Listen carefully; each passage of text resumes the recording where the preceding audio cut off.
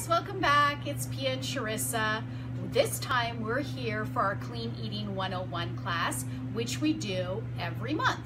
It's the second Wednesday at 4 o'clock that we do here, and it's live here in the store as well. The store is Artisan's Palette. We're in beautiful Temecula Valley. And this is a class where we do, every month, we've been talking about the 10 commandments of clean eating. So if you want to follow the previous commandments, please go to our website, which is www.iamacleaneater.com, and you'll see a list of the commandments there. Today we're talking about commandment number 8, which is get moving and stay active.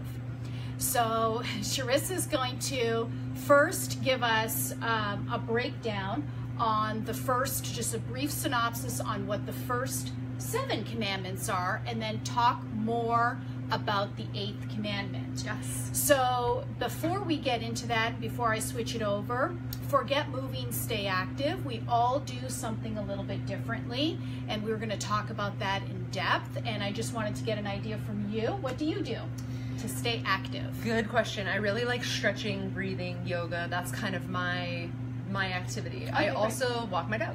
Yep. Twice a day sometimes, and walk my kids to the park, chase them around. So really just, I use my life as my way to exercise. So at night before I go to bed and in the morning, I do a little bit of stretching, a little bit of breathing, just kind of try to relax and calm things down. And then during the week, I'm doing the kids and the dogs and that whole thing. So that's kind of where I'm at. I love that. Yeah. And I tell my customers all the time, I do a similar routine, and I do it maybe 3 to 4 times a week. And I do mostly stretching and breathing. Here's the weird part. It's really hard to breathe. It's so hard to breathe. It's so hard. And I know it sounds it's not crazy. Here, you know, like this breathing. This is the shallow breathing. Yes. Oh, you have to really focus. Yes. So I think we should do a separate class just on that, on how to breathe, because it sounds crazy because we do it so naturally every day, but that's not the breathing we're talking about. So I'm going to switch it over to Charissa now. She's going to brief us on the first 7 commandments. Please go to iamacleaneater.com and you'll get all of our information there. Perfect. Okay, Thank you so much, Pia. Okay, if you're watching us live or if you tune in at some point and get to watch the replay, I want to see in the comments what your form of exercise is too. So if you're the park at the end of the grocery store and walk a little bit further, or you know, you get on the treadmill every day, whatever it is, I want to know. Just put it in the comments so we can get some good ideas and good examples for other people who are maybe starting out. That's a really good start place for all of us. So for the last 8 months, I've been talking about these 10 commandments. And if you don't know what they are, like Pia said, go to the website, iamacleaneater.com, click on the 10 commandments, and you can read a brief synopsis of each one. There's also blog posts of everything that goes in really into detail, as well as the previous 7 videos that I've done here in the shop. So you can get way more information if this is interesting you and you're just kind of catching us at the tail end of this series, this 10-month series. Go back and start from the beginning. You won't regret it. It's a lot of information. So first of all, let's kind of go down the list a little bit and count to the 10 commandments, and we'll get to where we're at now, and then we'll talk a little bit about movement. So the first commandment was let the ingredient list guide you. And in that class, we really got an opportunity to talk about the fact that those nutrition facts that we're all reading, the calories and the percentage of fat and the sugar, isn't nearly as important as finding out where the fat came from or where the sugar came from. So we look at the ingredient list on the bottom of the label that tells us that sugar came from high fructose corn syrup, or that sugar came from coconut palm sugar. So it's so much more important for us to understand where the foods are coming from, rather than to look at that nutritional facts and say, well, it says it only has 1 gram of sugar, so that means it's okay for me. But where did that sugar come from? And are there other things in there that we want to avoid, like maybe you're avoiding soy, but that doesn't show on the nutritional facts label. So look at the ingredients. Is there soy? Is there corn? Are there sneaky or hidden ingredients that you didn't know? Look them up on your phone or Google them to see what they actually mean. So more important than anything else is looking at the list of ingredients on the bottom of the package that tells you exactly where all of those nutrition facts are coming from. So let the ingredient list guide you is commandment number 1. Commandment number 2 is organic and non-GMO. So in that class, we really got an opportunity to dive in deep to learn about what the difference is between organic foods and conventionally grown foods, organic seeds, non-GMO seeds, and conventionally grown seeds. And really got an opportunity to talk about how our food is being raised, and what is happening in agriculture these days that's making it affect our body in the way that's affecting our body. So we got an opportunity to really dive in to non-GMO and organic in commandment number 2. Commandment number 3 was watch out for deceptive marketing. And this is a huge problem because nowadays we've got a ton of really great buzzwords: non-fat, low-fat, gluten-free, soy-free, no non-organic ingredients, organic, all these different labels, but we don't always know what they mean. Paleo, Whole30, keto, no fat, yes fat. It's very confusing. So deceptive marketing comes into play when people are starting to put, or manufacturers are starting to put those labels on the front of your packaging. Now again, we want to go back to commandment number 1 and actually look at the ingredient list. So are all of the ingredients actually organic if they say organic on the front? If it says paleo friendly on the cover, does it actually have paleo friendly ingredients, or are they just saying that because it's a buzzword? I've often found paleo friendly foods in the grocery store that have things like soy, cane sugar, and artificial sweeteners and corn as well. So none of those things fit under that Paleolithic model of getting everything you can either forage or kill yourself. Those don't fit in that model. So again, we have to look at the actual ingredient list and not pay so much attention to all the fancy things on the front of the box, because that somebody was paid for advertising to get you to buy the product, not to make it exactly what they say in the ingredients. So watch out for deceptive marketing. Commandment number 4 is grow your own. And this class, we got an opportunity to talk about growing your own organic vegetables. So if it's difficult for you to source them or for you to pay for them in the grocery store, it gets too expensive, start growing your own. And in that class and in that blog post, we talked a lot about space-saving organic growing at home, hydroponics, and really great places to find and start your garden. So go back and check that out if you're at all interested in growing your own fruits and vegetables and teaching yourself and your family where our food comes from and how it should look and how it should be. Commandment number 5 is shop local and support your farmers markets. So when we're supporting the local community, we're driving out all of the bigger industries. So if we're shopping at our local farmers markets, we're cutting out the middleman. We're supporting the local people in our communities that are doing things in the appropriate way. So if you really want organic foods, you really want clean produce, talk to your farmers, talk to your local shops, and see how you can support them so that they can continue supporting us and our community. Number 6 is educate yourself and stay informed.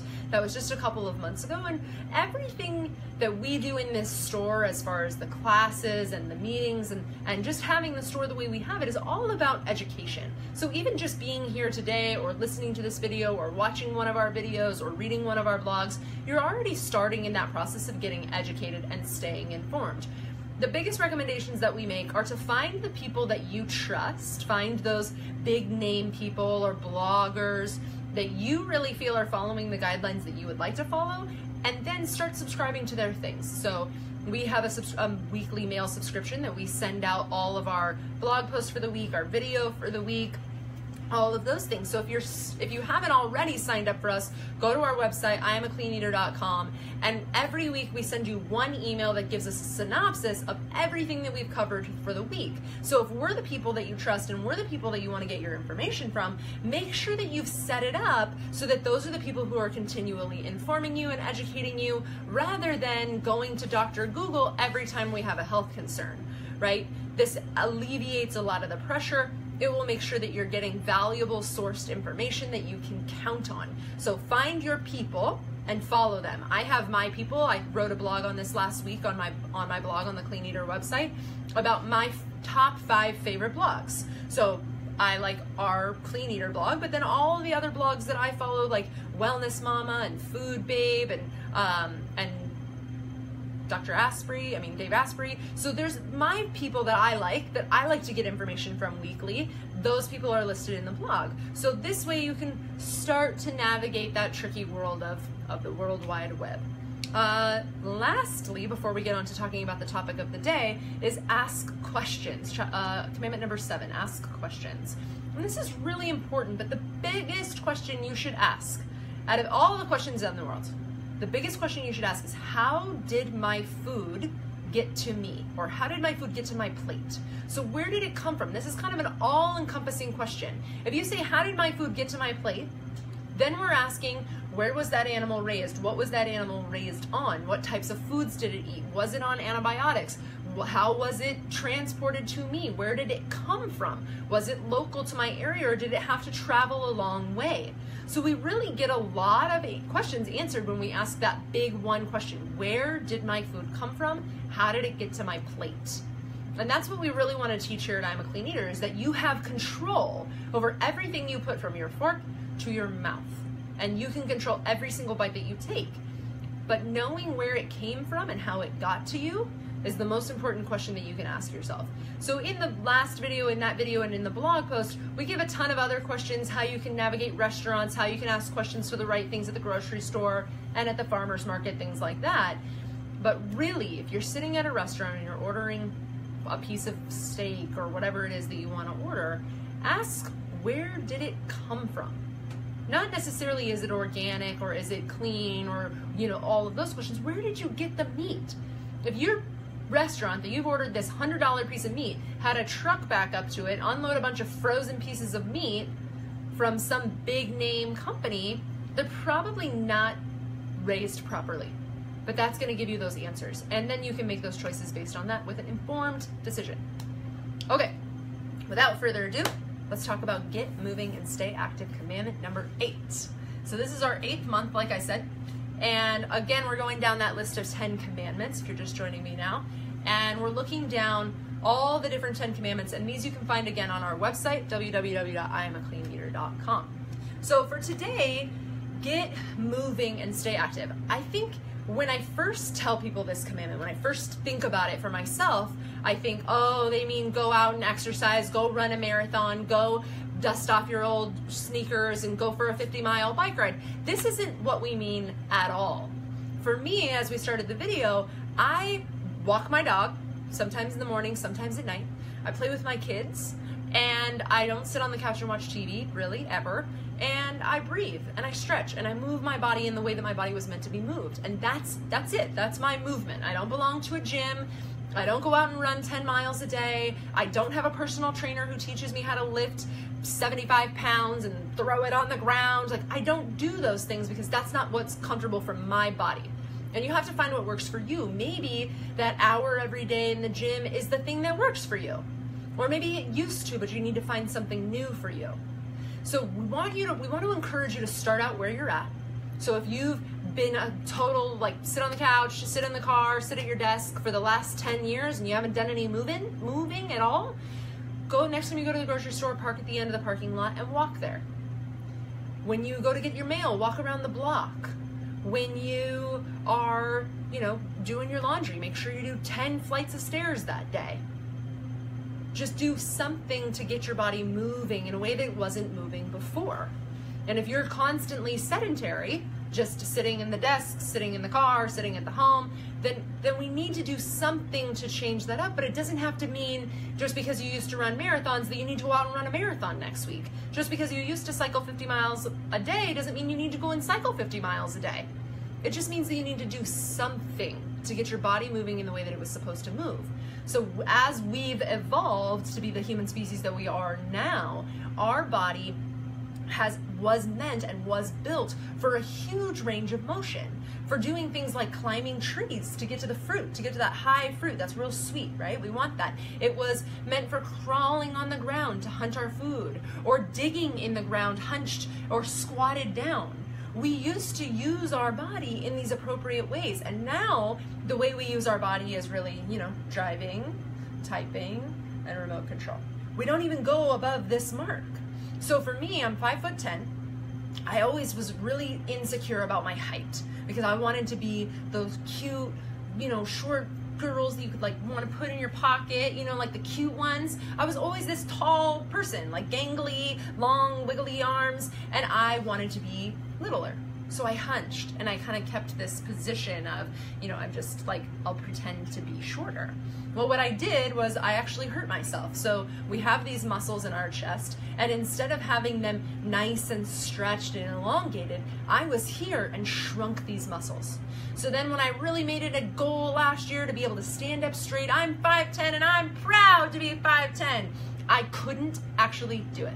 I couldn't stand up straight. And it wasn't because I wasn't stretching and I wasn't trying to. And now if you see my posture's so much better, but it used to be like this. And I would see videos of myself like hunched over thinking, man, how could I possibly be a college professor, have people take me seriously if I'm hunched over? I want to stand tall and be proud. But I couldn't do it. So I went to the physical therapist and I said, okay, give me some exercises. I want to pull my back muscles back and I want to stand tall.